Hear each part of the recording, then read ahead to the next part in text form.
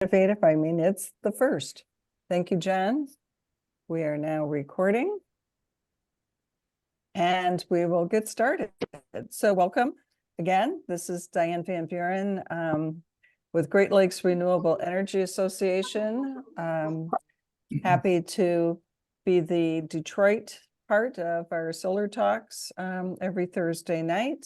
And tonight we're going to be learning about a new program that has been in the works for quite a while. So Leah, if you want to load up our slides, our presentation slides, we can get started. A new program that Leah will be explaining in detail called Solar Solidarity, sponsored by the Michigan Interfaith Power and Light.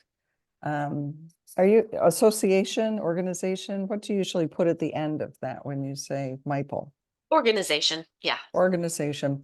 And many of you know, and Father Charles, I believe, is signed on, started how many years ago, Father Charles? I should have that date in my head. Yeah, organized in the fall of 2002. We're nonprofit status in Valentine's Day of 2003, and by September 15th of 2003, we had our 501c3 status. So you've got a 21-year anniversary here, huh? Congratulations, everyone. Leah will be explaining for us how the program with MIPL was developed. We also have other guests with us tonight who were a part of the program, very, very important. Calvin Glass with Lord of Lords Church is going to be sharing his side of the story. Really exciting to hear. Larry Kerber with Homeland Solar is here to discuss his share. I'm here representing GLREA, but also D2 Solar, our part. And then we have a few of the participants who will also be sharing their part of the story. So Leah, I think you're the one with the ability to move slides forward. So I'll hand it over to you. Okay, thank you, Diane, and thanks to GLREA for having us to share about this story tonight. My name's Leah Wisty, and I'm the Executive Director of Michigan Interfaith Power and Light, and I'm glad to be here with a bunch of friends in the room, and of course the folks who made Solar Solidarity work, who helped us, achieve our pilot inaugural project, the first of several, we hope. So we're here to share not just about a program that we want to do, but about a project that we actually did. So we installed solar at Lord of Lords Ministries on the east side of Detroit in November of 2023 through Solar Solidarity. They became the first Black church in the city of Detroit to solarize, and just the third Black church in the state of Michigan to go solar. And this was just our pilot project. If you did not get in on this one as an impact lender, fear not, there will be opportunities for future projects. So we're just going to tell you a little bit about this model, which is a little unusual. We hope there will be ample time for conversation at the end of it. I'm going to talk for a little bit, give you an overview of Michigan IPL and the project. Going to turn it over to Pastor Glass, who's joined us, who's going to share about Lord of Lords and what they do. Over back to Diane from D2 Solar to share about the financing and how that worked. Larry from Homeland is going to tell us about, he can address the technical specs of the project and share what we've learned about tax credits. John Sarver is here as an impact lender. Also, Kathy Marshall is in the room. She's another of our impact lenders. They can share from their perspective. Why did they decide to participate in this? And then there's room for conversation at the end. I will say also, as I'm screen sharing, I don't really see your notes in the chat. So I will get to those at the end, or if you want to jump in verbally to ask a clarifying question, you can do that too. So just FYI, I won't take stuff in the chat. Leah, I can go ahead and check the chat periodically as well. Okay. Great. I can also share these slides with everybody if you want them for your reference. And I think they are in the chat. Yes, the folks who joined after I dropped them in the chat will not see them until Oh, I put okay. them in again later. But yes, so just briefly, you might have heard Father Charles mention he's our founder, founded in 2002. We work statewide with people of faith and conscience from all traditions towards the goal of climate justice, and we focus a lot on energy issues. Um, this is a photo from a Passover street Seder that we were involved in, a multi-faith Jewish-led event that invited people to move their dough. You can see people are holding matzah, you know, the traditional unleavened bread eaten at Passover, move their dough out of Chase Bank and towards What? towards other banks and investment vehicles that are better Yeah. for our planet. And solar solidarity is another way you could indeed move your dough, leavened or unleavened, into an initiative like this one. So a couple of goals, right, for this initiative, right? One was that it's a tool for movement building, right? So the idea with solar solidarity is not that we are going to scale this up infinitely. It's not built for that. We hope we can achieve a modest scale with it, but it's also about building the inclusive movement that we need to win a livable future. And it's about offering our Michigan IPL supporters, folks in our network who have some means, a really concrete way that they can take action for climate justice and for racial justice. This is at the center of both of those things. And by doing these projects, we believe we can show that a different kind of world is possible. We are being the change that we want to see in the world. Some of the guiding principles of this project, right? Solidarity, that's a key one. And I call that out, you know, Van Jones years ago talked about what we don't want to see is eco-apartheid, right? Where only some people have access to the benefits of sustainability, the benefits of renewable energy, right? That's not that we want to cast a, a a more inclusive and just a better, fuller, more whole and human vision, right? A more ambitious vision. And it's also not charity, right? So we're not soliciting donations and then purchasing an array to give to someone, right? But this is about relationships, and it's about a recognition that we're in this together, right? And I believe that our impact lenders are there because they also have self-interest in this, right? They're making a modest return on their investment, but they know that we can't just, you know, each of us individually clean up our own part of the swimming pool, right? So to speak.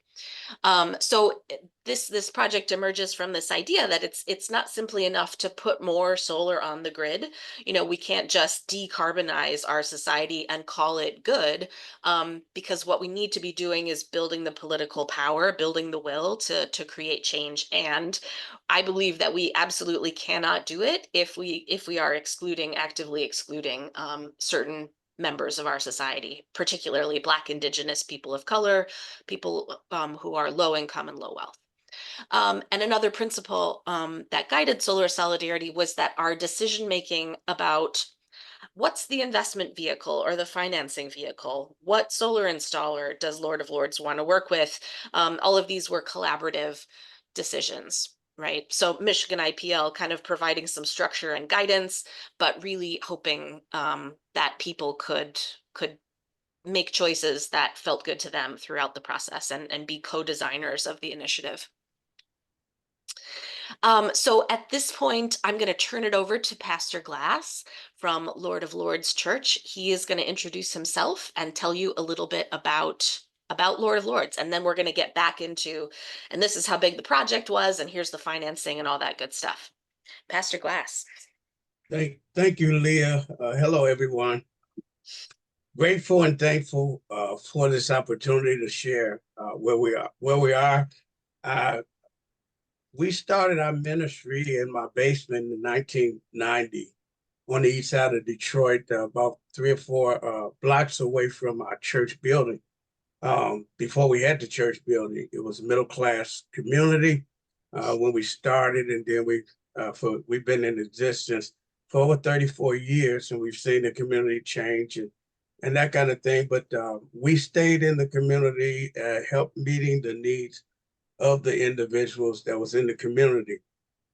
End up being mainly low income families, low income individuals, prisoner reentry and individuals that we were part of our congregation. And so our focus is to how to help them to live a better and productive life. Um, um, I got interested in solar panels probably about 4 or 5 years ago. I started teaching on environmental stewardship to our congregation so they can understand the pollution and the clean air initiative that we should take on as a church family. So I got invited to a 2030 meeting. And in the 2030 district meeting, I met someone from Michigan IPL that was talking about solar lights. And so we end up, long story short, we end up getting 8 solar lights in our parking lot. From that, I went to a meeting at Berry Grove College, I believe, and for houses of worship on how to maintain solar for their houses of worship. And in that meeting, I got frustrated. I didn't understand the jargon. I didn't understand what people were saying. And so I raised my hand and said, hey, I don't know nothing about PPO. I don't know these numbers, what that means. However, I did want it for our church.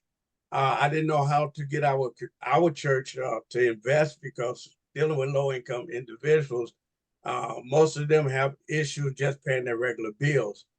So when I was walking out, a couple of individuals at the meeting, I believe it was one of the Dianes and someone from Michigan IPL, I believe it was Leah, but I'm not for sure exactly that group. I know Murray was part of that group. And they pulled me to the side and said, we're going to work with you. We're going to help Lord of Lords. And so from that time to now, we began to brainstorm and network and pull stakeholders together. And today we have solar panels in our churches now are being operated from the solar panels. Our church is excited about it. And so this was a great opportunity for us. And it also just tie into what we do. We give food out every week to at least 30 families, 30 to 50 families. We do back to school supplies. We do cleanup in the community. We give bikes away. We do a lot of outreach. That's the heartbeat of our ministry, the outreach. So when we begin to talk about solar, it just tied into everything that we do. I also teach racial reconciliation. So I teach how to build relationships with people that don't look like you, how to build relationship with people with resources and people without resources. So everything fell into play of what we were doing. And it just seemed like the pieces to the puzzles were put together. The investors came in and they bought into the vision that we had. And so we're just expanding now on teaching environmental stewardship. And we're excited about helping other house of worship and other low income organizations to do what we've done. I say this and I turn it back over to Leah. I never knew if we would be the first Black church in Detroit to go solar. I never knew that was not our motivation. I never knew we'd be the third Black church in Michigan. But I did want solar, and I'm so grateful that good people came together and helped us to get solar and to be the first Black congregation in Detroit with solar. Thank you. Thank you so much. A couple of photos, you might recognize this fellow over here, Dave Friedrichs.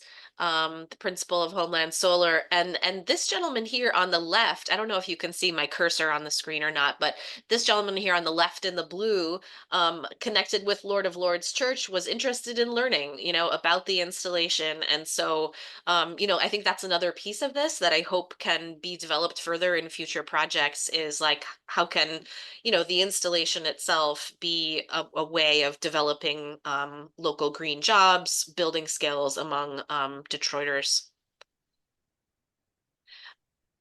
Some project basics. The total cost of the solar array for a 13.91 kilowatt ground mount system was just over $30,000. And this is how we paid for it. So we were able to recruit 5 impact lenders who agreed to contribute $5,000 each, for a total of $25,000. We have something called a carbon fund at Michigan IPL. It's a restricted fund that people can donate into. And the whole concept is that, hey, these are dollars that are earmarked for communities who can't afford to do carbon emissions reducing projects.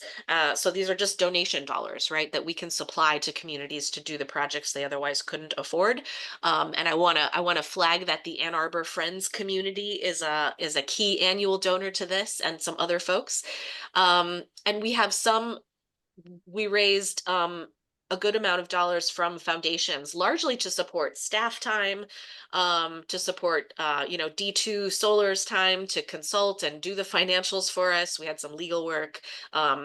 Lord of Lords received a stipend for all of the work that they had to do to help quarterback the project. So I want to recognize those really generous funders, including the Kresge Innovative Projects Detroit, the Adrian Dominican Sisters, and the Community Foundation of Southeast Michigan.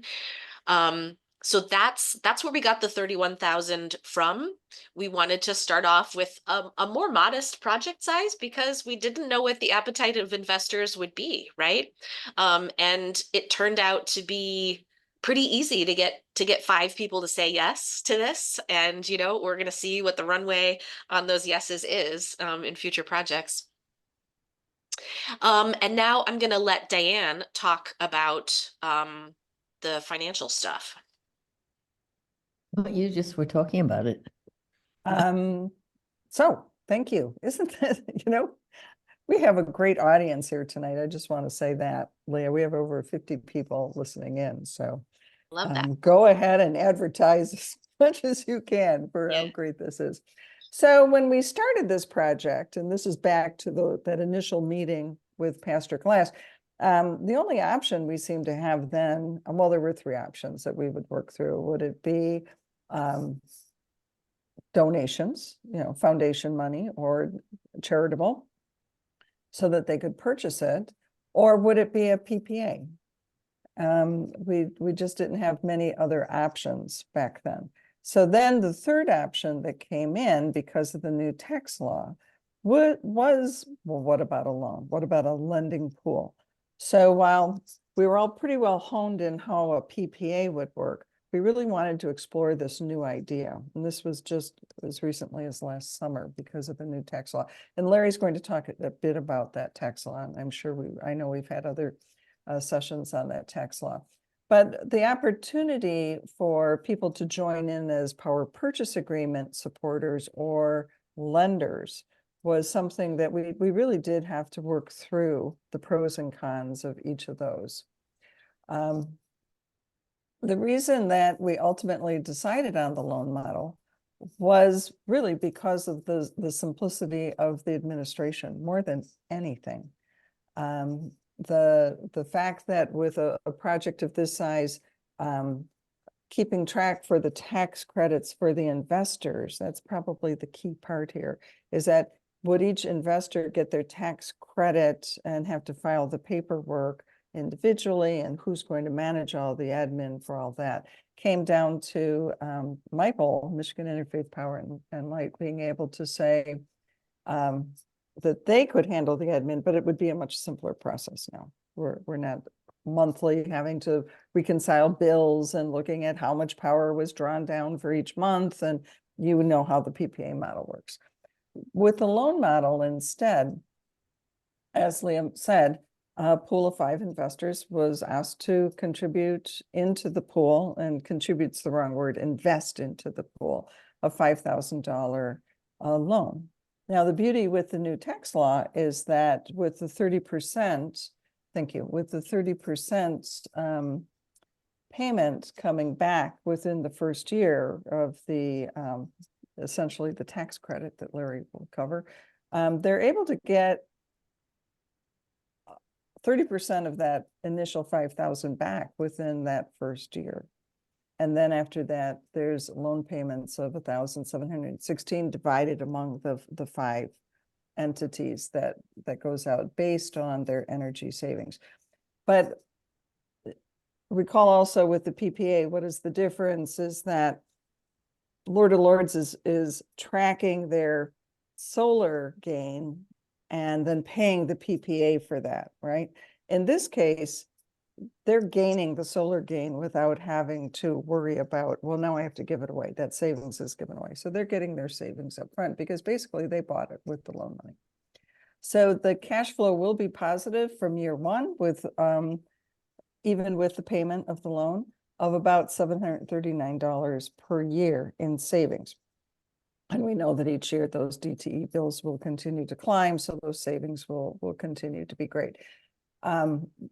The annual bills are not as high as some other churches. So this is, again, as Leah said, a smaller system so that we can really keep this, this bundle together and be able to track it very, very closely without a lot of changes. The investors were given all these options and really thoroughly reviewed. And Leah, you had a group of 10, 12 people initially. And so there were focus groups and discussions and pros and cons and what would the interest rate be. So this group gets to decide what's the interest rate that we feel comfortable in receiving. So with that 4%, each person was able to loan in $5,000. They're getting that direct pay. Larry's going to discuss whether it's 30% or 40% back in that first year. So you get a pretty big return immediately. And then there is the annual payments for the 10 years. And the lender will eventually have a $5,684 after 10 years returned to them. A simpler model than the PPA. We looked at what the risk would be for the lender group, and for PPAs as well as loans, there's always that, what if we don't get paid back? What will happen? And I think with number 1, with Michigan Interfaith Power and Light being the sponsor, that risk was greatly reduced from day 1. Because you have a strong sponsor working with you on this to both help the church as well as the lender group through any issues.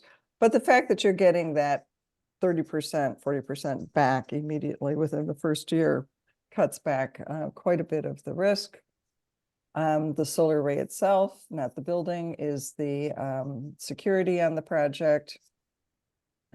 If someone needs to be paid off early, they can be paid off early without penalty.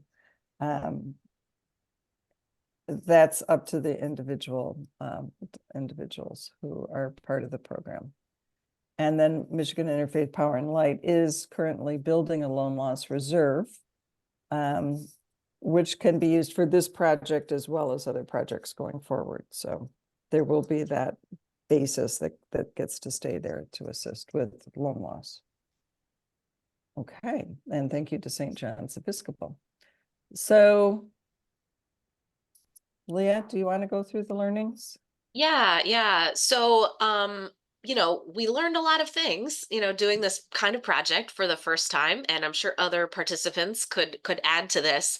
But one of the big learnings was that, at the outset, when D2 was creating financial scenarios for us, we thought that, these additional adders that are made available through the Inflation Reduction Act, we thought that those would be pretty accessible to us, right? And because this project is, you know, a very obviously community serving project. It's located in a low income neighborhood. You know, it's hosted by a church, right? It had all these great things going for it. We thought, sure, that 10% low income project adder will definitely be available to us. We did all our math around it. And so we applied for it, and it's my understanding, and I think Larry might be able to talk a little bit more about this, right? We haven't even heard back on that application, and the word on the street is, you know, they got so many more applications than they were expecting. They haven't even processed them. So our you know, the upshot for our investors is like we have a little bit of extra money as Michigan IPL that we've fundraised for, you know, including this loan loss reserve now. So, you know, we will make the investors whole, and we will make sure that they get the 40% in year one, even though we're not getting that 10% from the government ultimately. So that's a little bit of a bummer, but you know, doable. The original vision was that this solar array would be paired with battery backup, right? In the city of Detroit, I know folks in Ann Arbor experience this a lot too. We have power outages a lot, right? And so this is a need in this era of climate destabilization to have more centers for climate resilience where people can access a warm space, right, that has power, where people could charge their phone to stay connected, right, where people can continue to access the food distribution resources that a congregation provides, for example. And so that's still the brass ring that we are going for, but we've not yet been able to find the dollars to pay for battery backup yet. So if anybody's got connections and wants to help us make them. And it is in the city's climate plan in Detroit that each of the 10 districts will have a resiliency hub. That's So right. we should be looking at how we can move forward with designating Lord of Lords as one of those hubs. Yeah, thank you. Okay, now it's time for Larry to tell us a little bit more about the technical part of the project and this you know, process with applying for the direct pay. Thank you, Leah. Mhm. Yeah, so the solar project itself, and from my point of view, I got a phone call from Pastor Glass. I think it was last winter, really, and we started talking, and we met, and we looked initially at what could be done on the roof, and the roof, of course, has some limited capacity, and you can't change that very easily. And it's even more limited when you look at a ballasted roof because you have to provide for inner row shading. So then we said, oh, you got plenty of room here. Why don't we put it on the ground? And so that kind of evolved our thinking. Starting in the fall of 2023, we started the project. And we passed the final electrical inspection in November 20th, 2023. So it was about a 4 to 6 week process, start to finish, from the time we actually started working to get the permitting in place to finishing the project. Because we had a goal we wanted to finish in 2023. And I want to give a lot of credit to the Detroit Building Department. They were excellent. One of the things, and when you do solar, is you never know the obstacles. You have to deal with an interconnection with our favorite utility, DTE. And also, by the way, a lot of times, not every building department is all that open to solar, quite frankly. So you never know what to expect. And I can say for sure that Detroit Building I'm Department, so relieved to hear that, Larry. Thank you. they We've been were easy working to with work them with, for and some time. they Yeah. provided timely responses, and it was all positive all the way. So part of what we did in that time frame is obviously we got an interconnection with DTE, and then we did the permitting. We started construction. I wasn't actually there, but maybe Pastor Glass can tell you. We pretty much showed up. We pounded posts. We did the racking, and we did trenching, and then we installed the inverters and equipment inside the church in the building in the kitchen area. And all that took place, I think, over a period of several days. I don't remember exactly start to finish, but it was a very, very quick project. What we installed is described here, and you can see the picture of it. It's 26 panels. They're 535 watt panels each, and they're bifacial panels, monocrystalline panels, the highest quality, highest efficiency panels available. That's 13.91 kilowatts in total. It'll generate typically probably 17,000 kilowatt hours per year. And because the service of the church is a single phase, 240 volt single phase, we use the largest inverter available from SolarEdge, which is a single phase inverter, the 11.4 kilowatt Energy Hub. And it's the Energy Hub that is battery ready. In other words, it is all ready to go. All you need to do is add the battery. So again, this is the mechanism that we use to establish the racking. It's all pounded. So we show up with posts. These posts are really 17, 18 feet high. We've got a post pounder, and we make pretty short work of pounding that post into the ground, so to make sure that it was able to sustain any type of wind or weight from snow or whatever it would be. And all wrapped up with electrical permit. We were ready to produce energy. I can talk more about all the complications that happened somewhat around that same time, but I think at the last comment there on that bottom of that slide is that it was really a pleasure working with everybody, certainly Pastor Glass and Lord of Lords Ministries, but also with MI, I don't know how to say it, Interfaith Power and Light, and also the Dians. So thank you all. Next, please. So it was with great excitement that the Inflation Reduction Act passed in August of 22, because there had been this promise of the green power, and every time it gets stomped on, and finally it got over the line, and the 2022 law was signed, but it didn't really kick in until 2023. And it was like a lot of things, because it was so broad and covered so many different topics, including renewable energy, electrification of residences and businesses, transportation, all things that are very important here, both in Detroit, but also for the state of Michigan, especially in transportation. All these are very, very good things. But the thing that most people say in support of renewable energy, it restored the investment tax credit to 30%.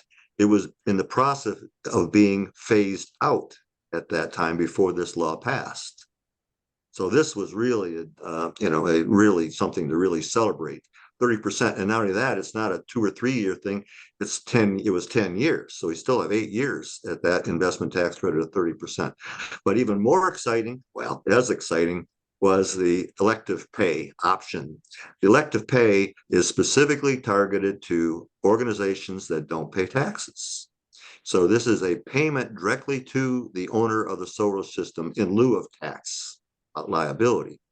This qualifies any 501, most 501s, not necessarily 100% of them, most of them, faith-based organizations and nonprofits. We have nonprofits that are animal rescue and food rescue. We have a lot of nonprofits that do great work, and this helps them afford more, having a more effective, access to solar energy, and it's a great thing. There is a fair amount of paperwork to do it, but it's once you get through it once, it's not so hard. So there are a couple things that often come up, and one is, what about the part of the complexity of the program is that it had an adder system. So in addition to the 30%, you could earn bonus percentages. One adder was for low income adders. And there were several categories in the low income adder, offering. But the one that we were in is specifically location of the solar array in a low income area. Plain and simple, right? You look up your census tract. Are you in a census tract that's in a low income area? If you do, then you qualify for doing a low income adder. But because these adders are, quote, allocated, you start with an allocation, which is 700 megawatts. That sounds like a lot, right? 700 megawatts. We're just looking for 13, 14. Kilowatts. But the complication here is that you have to have the allocation approved. You have to get the, you have to apply for it, wait for it, and then win it before you put the system into, what they call permission to operate, or placed in service is the term they use in the IRS, placed in service. So to start out the project in 2023, sometime going towards the end of the year, one of the things you have to do is you have to apply ahead of time. It's called a pre-application for elective pay. The opening to do that didn't show up until the middle of October. And for the 2023 allocation of 700 megawatts, right? It shows up in the middle of October, and you got 30 days to sign up. So many people signed up that we still haven't heard back. So as we saw the likelihood of getting the low income adder at all because of the sheer demand for the 2023 year in particular, we said, okay, we're probably going to have to forego that opportunity 10%. We just can't wait. There's a cost of waiting too. I mean, having a system already sitting there and not being able to produce energy when February arrives, it's already arrived. You're going to start seeing some really good solar production. You want to really be up and running. So we just said, okay, let's roll the dice. Let's submit all the final paperwork and get it done here in the year 2023 so that we can file for the elective pay in the 2024 period of May 2024, which is, in residential, in an individual tax, you always have April 15th, right? But if you are a faith-based organization, most other organizations, it's going to be in May, not April. So anyway, that's what we are still planning to do. Pastor Glass did do the low income adder, never heard back. And then Pastor Glass then did the elective pay, and we are waiting now to do the final tax. And that final tax will hopefully result in a check soon after filing in May. So some of the other issues, other than that, it's kind of interesting because as great as how much as I love this program, it really put everybody in a really difficult spot when you have to finish something in October, November, and then get something, the allocation, and you never hear from anybody. Not really very, very well, planned out, I guess, but it takes time to put programs in place, as simple as that. There are some questions that often come up because there is the issue of in the investment tax credit, and elective pay requires prevailing wage. But that prevailing wage in apprenticeship only impacts very large projects. So projects that are more on the scale of, a church are not going to be 1 megawatt projects, so they don't really have to meet prevailing wage. Now, we meet prevailing wage. It's not that we're trying to avoid it. We do a lot of work with the city of Ann Arbor, Washtenaw County, a lot of work that requires us to adhere to prevailing wage. But it's not a necessary requirement as it relates to the elective pay at all. There's this other thing too that people say, well, what about domestic content? Because you can get 10% additional adder for having domestic content. But domestic content isn't the same as just manufactured in the US. It requires all of the content to be manufactured in the US, or a percentage.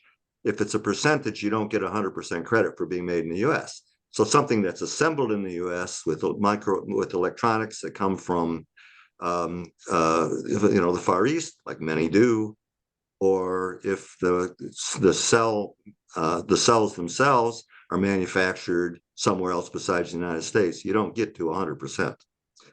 Because of that, the panels that are actually domestic are quite a bit premium. they're more expensive. And it took away a lot of the benefits of being that extra 10%. And there aren't really many projects now that qualify for that domestic content.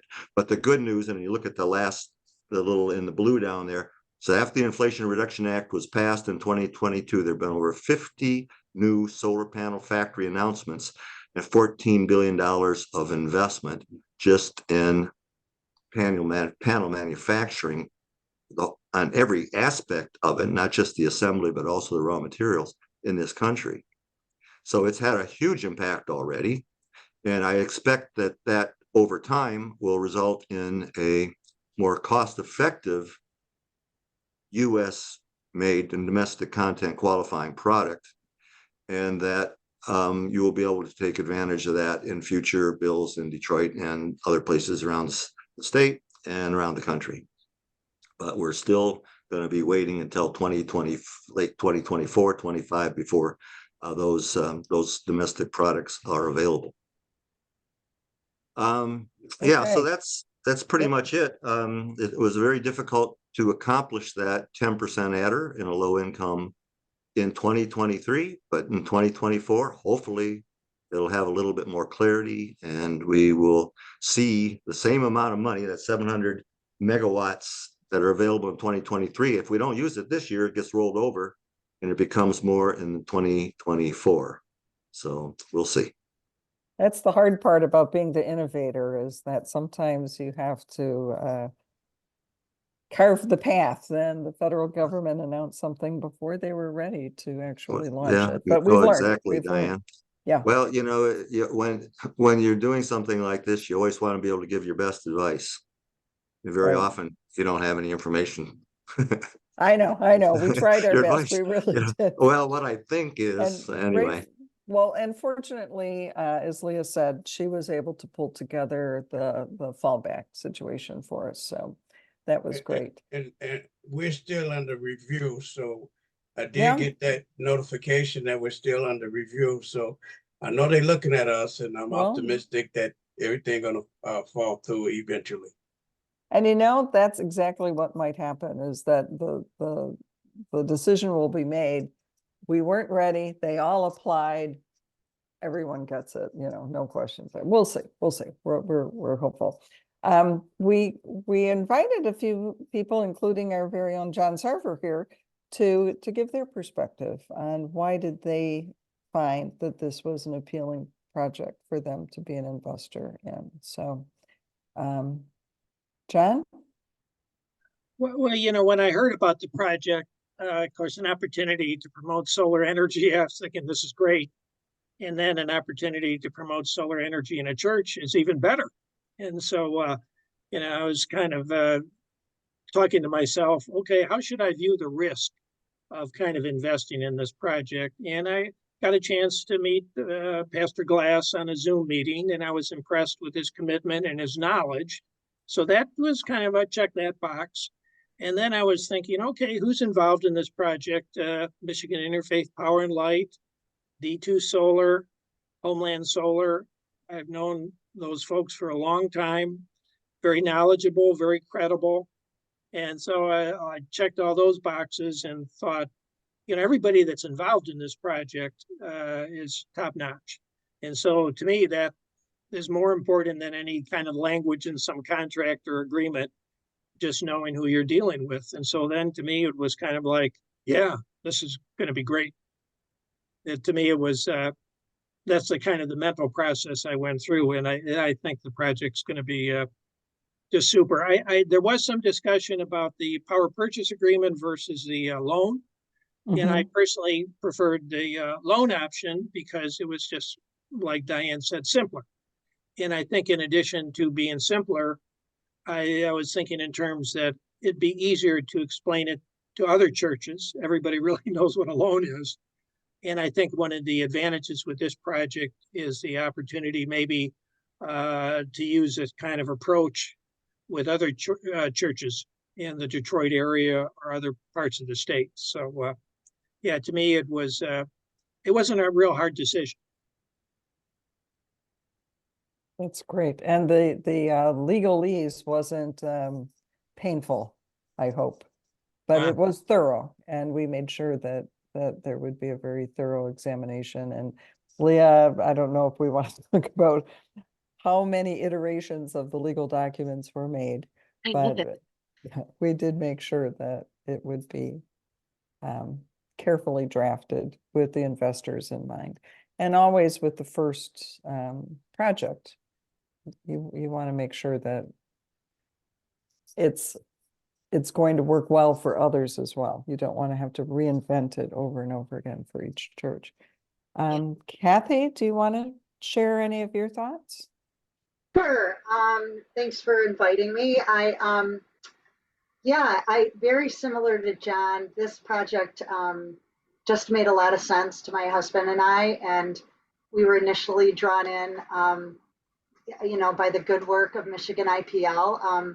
We've been associated with them for a long time and love the work that Michigan IPL does. And when we heard that they were doing this kind of project, we were excited about it and wanted to hear more. And in their presentations to the potential investors, that it was very well thought out, and they answered a lot of questions, and there were a lot of different social justice aspects to it that were exciting to my husband and I. And yeah, to us it was a no-brainer. But really it was Pastor Glass and his story that sold us. Pastor Glass, when you came on at our meeting and talked about, all the good work that your church is doing, and we were just really inspired by that. I'm lucky enough to be part of a congregation that has solar on our building.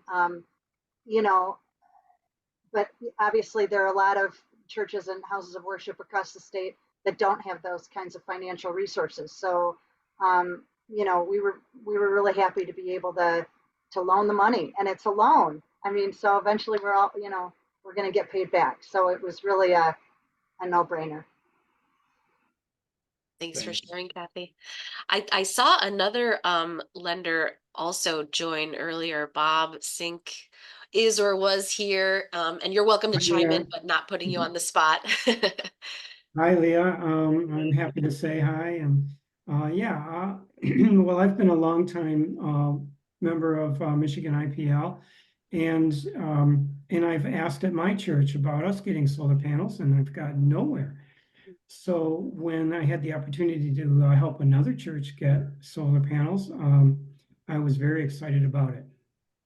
And the many meetings, or not that many, but a few Zoom meetings that Leah hosted, we were able to get all of our questions answered and talk through all the decisions.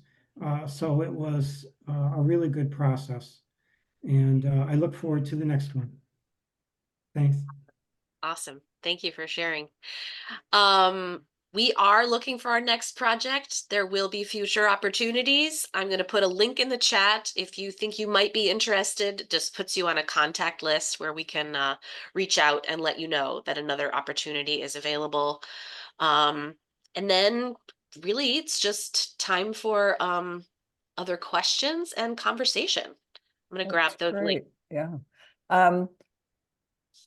A large part of a pilot is you don't want it to just sit still and be the only one. You want to be able to, and that was one of the #1 goals from the beginning that Leah explained to everyone, is we want this to be replicable. So let's make sure the legal documents and everything that goes into this will be replicable. So there are some questions, and let's go ahead. There was a question about, was there any effort to involve DTE in the project as an investor or donor? Leah. Yeah. So we did not talk to DTE about it. Michigan IPL has collaborated with DTE in the past. As folks know, state energy legislation in Michigan requires that our investor-owned utilities invest, support their customers to reduce energy load, right? So that, they have to generate less. And they are, invested in that project to some degree, but also they make their money by building infrastructure and selling power. So, it's kind of complicated. NDTE has it's not a monolith, but they've done a lot to try to reduce the amount of solar that other people, not them, can own in the state. So yeah, so we did not collaborate with them on this. Yeah, it's not their model. It's And not their I think in fairness too, you really did want this to be person to person, not corporate donors or lenders. Yeah. So the foundations you used, yes, you did have a good share of relationships that wanted to continue to see this program move forward. There was a question about the lawyer for drafting the loan and legal documents. And I went ahead and answered in the chat already that yes, we did have a lawyer who was familiar with PPAs originally, and then also working with her on the loans, and also very familiar with nonprofits. Do you want to add anything to that, Leah? Yeah, I will just add that, and I'll put my contact info in the chat. But we a lot of this was built on, so much other collaborative learning that was done around power purchase agreements in Michigan. And we have those legal templates that are available on our website. And in that same spirit of like, hey, we did all this grunt work and all this, kind of technical crunching and stuff like that, so that you don't have to. So when I sent out an email to our list about tonight's conversation to invite people to join. I already got a response from somebody that says, yes, we wanted to do this in our synagogue, let's talk. So it's definitely my hope that if you want to use this model where you are, we've got the documents. We'd be happy to share about it. Yeah. And I Isn't it see, great? Father Charles, that you have your hand up. Yeah, this had something to do with a conversation I had with Pastor Glass before. We talked about, I know if the state's still interested in putting a EV charging station in front of the church, because when we spoke to the folks at Madonna University, that's something that DTE did do. They paid for the equipment, and there was no charge to the university except we supplied the labor. Is there anything similar been explored, or that possibility? Because it's another nonprofit, it'd be great PR for them. So anything going on with EV charging right. stations? Yeah, that's interesting, Father Charles. I didn't know about that at Madonna. We also are acquainted with a local solar installer who wants to make a similar offer to congregations just to like build out the EV charging network and stuff like that. So I think there are definitely some options. Also, since we couldn't use, since we didn't find dollars for battery backup, and Pastor Glass is an EV driver himself, like we're aware that a bidirectional EV charging station could also, supply the building with power, if that is a direction. I just want to say that Victor Froman, who negotiated that with DT at Madonna, would be willing to have a conversation sometime how they did it there at the university. Awesome, thank you. No. And a great advantage of the location of Lord of Lords is it's a quarter mile off the I-94 freeway. So it's not like it's tucked away in a neighborhood where people won't find that EV charging station. It's very conveniently located for that sort of activity. Another question that came in was, Pastor Glass, how has your congregation responded to having that big array out? The nice thing about it being ground mounted is a lot of time on churches, you don't know it's there because they have to kind of tuck it away on a flat roof and no one gets to see it, whereas this is like front and center. So Pastor Glass, what's been the reaction? Well, not only is our congregation excited about it, but the community, you ride past our church and you see these big solar panels. So I've gotten pastors that come in and ask how could they get it for their church. It's a bragging point for our congregation. So we're bragging. Hey, we're the first church in Detroit, Black church in Detroit. So it's nothing but positive. And also to respond to Father Charles, I did talk with, I think it's Victor. He's referring me to another lady that wants to talk about it. So when I go, since at least get one charging station, hopefully more than one. Quarter, so maybe I can. Yeah, about 4 of them. Yeah, I'm talking to a few individuals saying, hey, we got solar lights, we got solar panels, we need to charge charging stations as well. But it is a positive. We got 2 other buildings that we're going to renovate for community training and outreach on a larger scale. So it's bringing life. It's bringing life back into the east side of Detroit where we are. And so, yeah, it's nothing but positive. I'm glad they didn't go on the roof. I'm glad they're on the ground because it's pulling great attention. That's the best news, isn't it? That it's having that ripple effect immediately. There's a question on how scalable do we think this is? Leah, what's the scalability? Yeah. So I expect that we will be able to do a handful more projects, like maybe 3 to 5 more projects. So in other words, in terms of like if putting solar on rooftops is your only goal, the scale of this is not going to be huge. I could be pleasantly surprised, but I think that we can look at the impact in other ways. So I think one, kind of creating a model and showing who can benefit from this and how.